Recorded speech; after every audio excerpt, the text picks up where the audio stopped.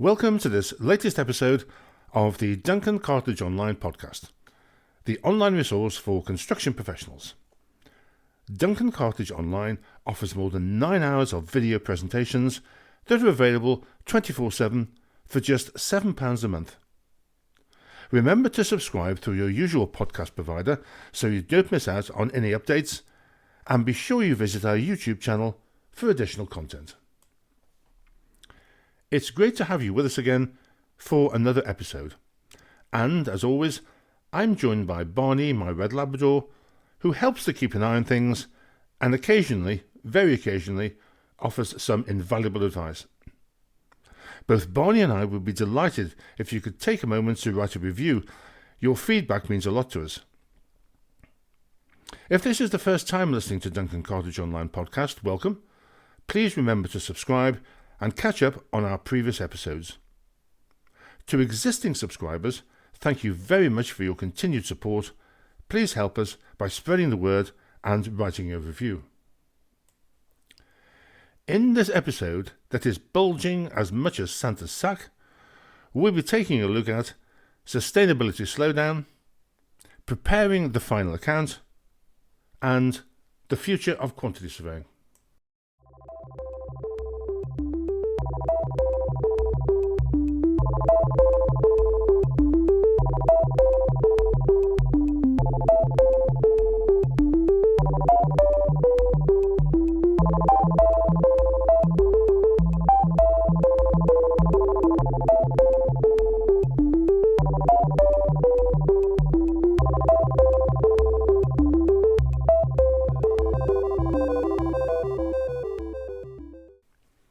So first, a look at sustainability slowdown. November saw the publication of the RICS's annual sustainability report, which, as the name suggests, tests the enthusiasm of the construction industry worldwide to adopt greener working practices. And it's not good news if you are an environmentalist, or even if you're not for that matter. In last year's report, 2024, the RICS detected a slowdown of interest.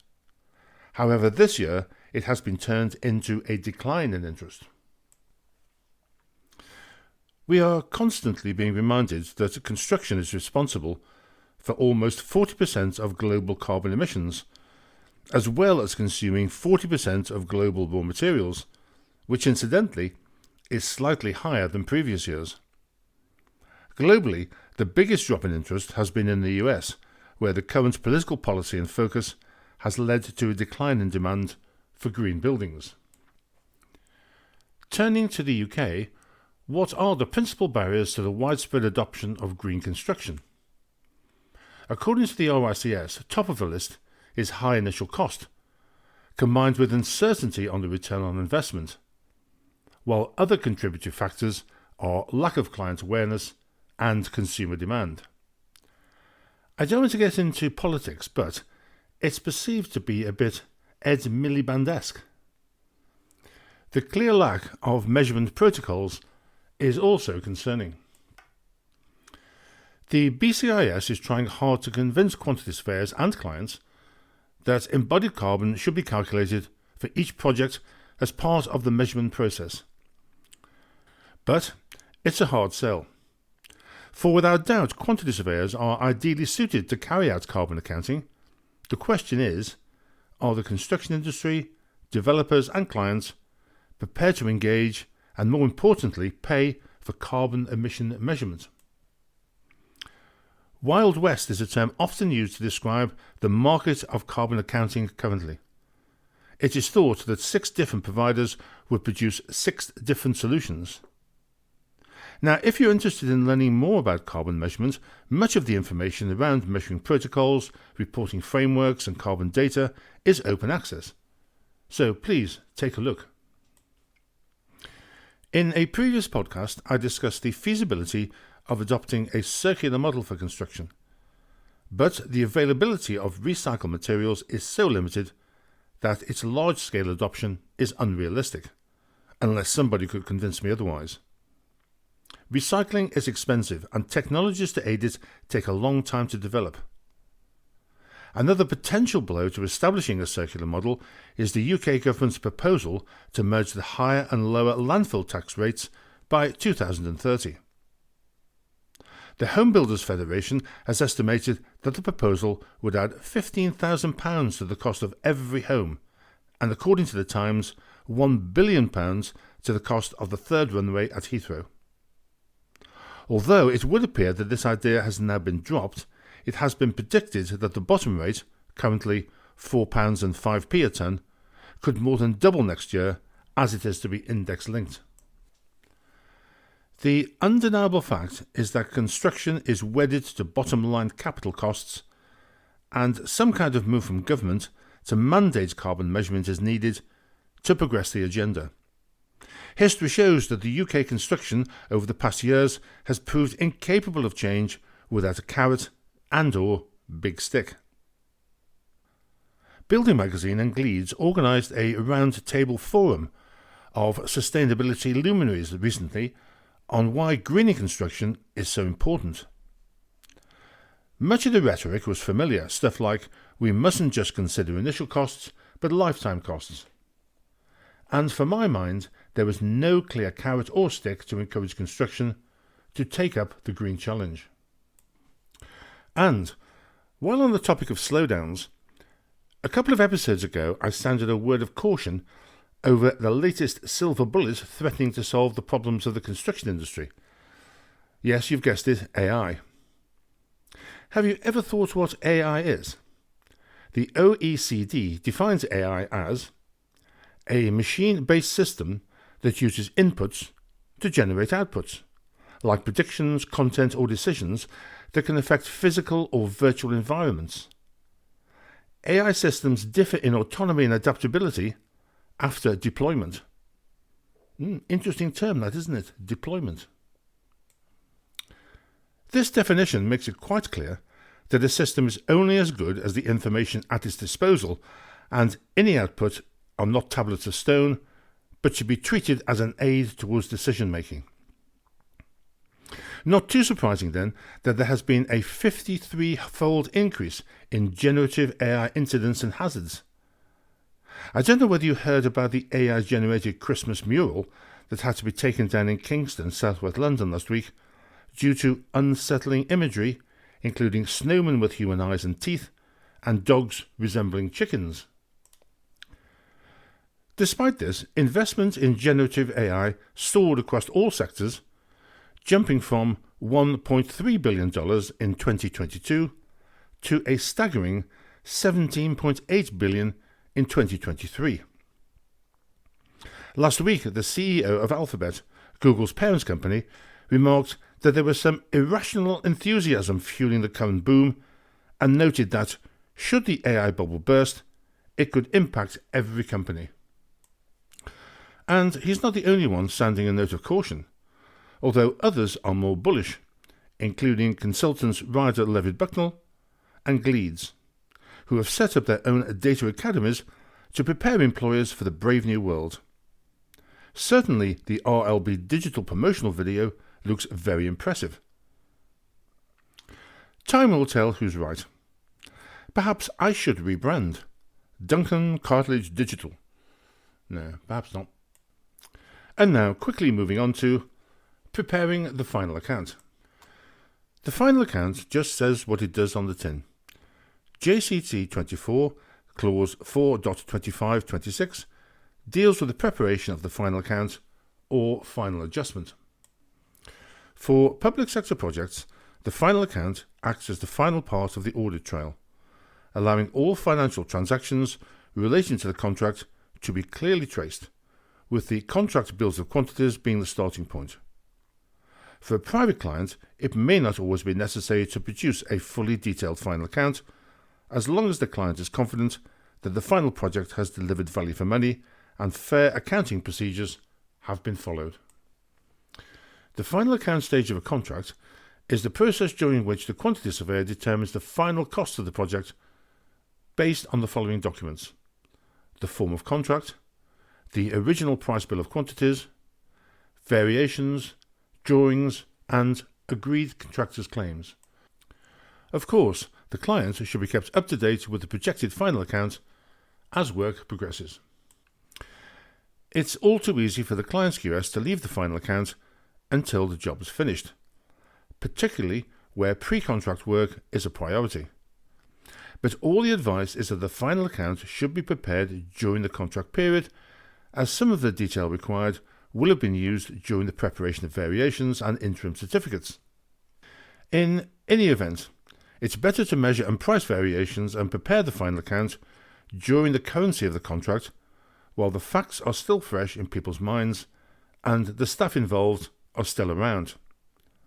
On several occasions, I have been appointed by private and public sector bodies to prepare final accounts for projects which had finished years before. As there is little or no fee income due on the projects, there is resentment in having to pay somebody to have the I's dotted and the T's crossed. After the architect or contract administrator has issued the certificate of practical completion, the contractor must supply, within 3 months, the quantity surveyor with all the necessary documentation in order that the final account adjustment can be prepared. The quantity surveyor then has an additional 3 months to prepare the final account, although there is no stipulated penalty in the contract if these deadlines are not met, which is just as well really, because very few are. Even though the final account is not settled, money should not be withheld for the contractor, and the value of the penultimate certificate, that's the one before the final account, should try to be within a few pounds of the probable final account figure, so as not to impact on cash flow. The account should be prepared as a series of individual accounts, dealing with adjustments to variations, provisional sums, provisional items, and, if applicable, prime cost sums. Each item adjusted in the account should be referenced to the architect or contract administrator's instruction and back to the bill of quantities, particularly if the account is going to be audited. Without an instruction, items cannot be adjusted or included in the final account. Incidentally, as well as voiceover tutorial, a final account pro forma is included under the Resources tab for subscribing members of Duncan Cartlidge Online. The variation account will probably be the largest in terms of documentation in the final account. The number and nature of change orders or variations issued during the contract period will vary considerably according to the type of contract. For example, contracts with little or no pre-contract planning or documentation or refurbishment contracts can expect to generate substantial numbers of variations, whereas comparatively simple and uncomplicated projects based on fully detailed documentation may generate very few. It's important that all instructions are filed either electronically or physically, even though some may have no financial effect. When the parties agree the final account figure, the statement of final account is drawn up and signed in full and final settlement, and that no further claims can be made on the contract, subject to adjustments required following audit and liquidated ascertained damages. And now turning to something close to my heart, the future of quantity surveying. 25 years ago, Building Magazine wrote an article, "Will we soon be drying a tear over the grave marked RIP quantity surveying, 1792 to 2000. Subsequently, I have vigorously defended my profession, but recently I have begun to have second thoughts. Perhaps the end is nigh. As I have said many times, I'm no Luddite. If in doubt, read New Aspects of Quantity Surveying, 5th edition. But I was saddened this week to learn that one of the largest QS degree courses in the UK has cut the amount of time devoted to taking off quantities from 24 weeks to 12 weeks in years 1 and 2, and will be delivered digitally. Sounds a bit like running before you can walk to me. Apparently, the students are quite happy about this development, probably because measurement has always been a problem for many students. But what does this say about the future of the profession? And is industry happy with it? Set against this, one of the most popular textbooks for taking off quantities, Willis's Elements of Quantity Surveying, now in its 14th edition, for which I have great respect, still includes all its taking off examples in dimension paper format, stating that it is the best form for learners. So, who's right? It's not news to me to come across quantity surveying degrees without measurement. A few years ago, when I was delivering NRM2 CPD events, it was not uncommon for recent graduates in the audience to admit to having no experience of taking off. You may ask, as I did, what on earth are you doing here? One of the reasons for the decline in teaching measurement is that people who can deliver taking off lectures, that's people like me, are like hen's teeth. Increasingly, university lecturers are appointed based upon their research profile, which, not unsurprisingly, does not include measurement. It seems a bit like a self-fulfilling prophecy. In a few years' time, there will be no one left to teach taking off quantities, and it will be removed from the curriculum or taught by people who have a generic built environment background. To quote and paraphrase Mr. Spock of Star Trek fame, it's quantity surveying, Jim, but not as we know it. Academia and industry have, in my experience, never seen eye to eye. Is it education or training? On one hand, academia would like to think that they are producing scholars, where industry would like to have a ready supply of oven-ready, self-basting graduates. And of course, we are still awaiting for the RICS to finalise its thoughts on future educational pathways.